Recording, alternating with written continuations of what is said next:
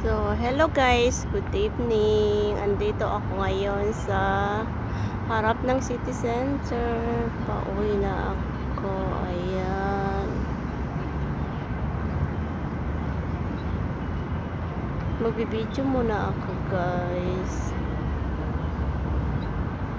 So, ayan yung hotel. Radisson, di ko alam kung anong hotel yan.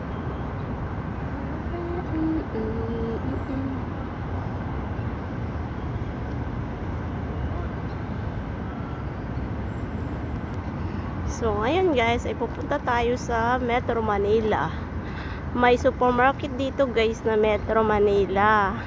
Ang laman nun is mga item from Pilipinas. So, parang nasa Pilipinas ka rin. Kasi may Metro Manila dito guys. Ayan oh. So, pupunta ako ng Amber, then Metro Manila.